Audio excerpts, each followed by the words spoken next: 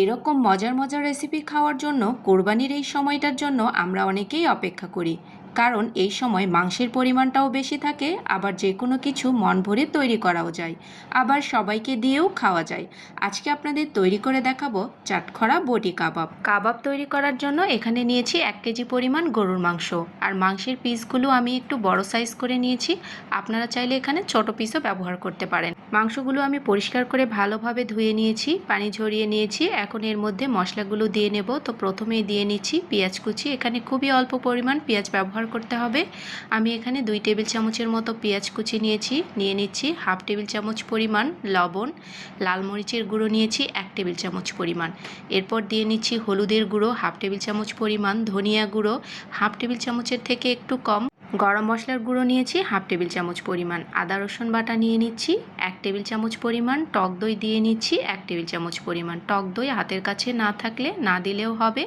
এরপর দিয়ে নিচ্ছি সরিষার তেল প্রায় 3 টেবিল চামচ পরিমাণ। এখন মাংসগুলোকে ভালো মতো করে মাখিয়ে নেব মশলার সাথে। ভালো করে মাখিয়ে নিয়েছি, আর এই মাংসগুলোকে আমি প্রেসার কুকারে দিয়ে 10 থেকে 12টা সিটি দিয়ে সেদ্ধ করে নেব। সেদ্ধ করার পরে পানিগুলোকে একদম শুকিয়ে মাংসগুলোকে প্রপার সেদ্ধ করে নেব। তো এ পাশে আমি একটা বাটির মধ্যে নিয়ে নিচ্ছি 3 টেবিল চামচের মতো কর্নফ্লাওয়ার। এর সাথে নিয়ে নিচ্ছি চিলি ফ্লেক্স প্রায় 1 টেবিল চামচ পরিমাণ।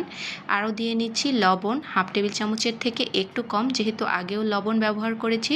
গরম মশলার গুঁড়ো নিয়ে নিয়েছি 1/4 চা চামচ পরিমাণ। কালো গোলমরিচের গুঁড়ো নিয়েছি 2 চিমটির মতো।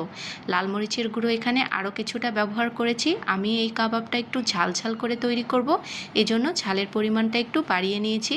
আপনারা আপনাদের পছন্দ অনুযায়ী ঝালটা বাড়িয়ে কমিয়ে নিতে পারবেন। মাংসগুলোকে আমি ভালো মতো করে পানি শুকিয়ে নিয়েছি। এরপর ঠান্ডা হওয়ার পরে যেই কর্নফ্লাওয়ারের মিক্সচারটা আমি তৈরি করেছি এর মধ্যে সবগুলো মাংস দিয়ে মাখিয়ে নিয়েছি। এখন এই মাংসগুলোকে ভেজে নেওয়ার পালা। আর এগুলো ভেজে নেওয়ার জন্য খুব একটা বেশি সময় লাগবে না, কারণ মাংসগুলো যেহেতু প্রপার সেদ্ধ করা রয়েছে। তেল দিয়ে নিয়েছি বেশ কিছুটা পরিমাণ। তেলটা যখন পুরোপুরি গরম হয়ে যাবে এই পর্যায়ে মাংসগুলোকে একটা একটা করে ছেড়ে দিতে হবে। এই পর্যায়ে চুলা জালটাকে মিডিয়াম টু হাইয়ে রেখে এই মাংসগুলোকে ভেজে নিতে হবে। আর এগুলো ভেজে নিতে 3 থেকে 4 মিনিটের মতো সময় লাগবে। শুধু উল্টিয়ে পাল্টিয়ে চারিপাশ একই রকম কালার করে ভেজে নিতে হবে। আর এগুলো খেতে এত বেশি মজাদার হয়।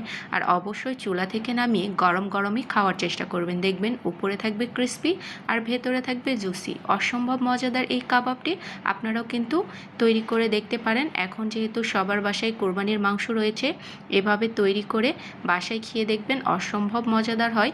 তো এগুলো ভাজা হয়ে গেছে, তেল ছড়িয়ে উঠিয়ে নিচ্ছি।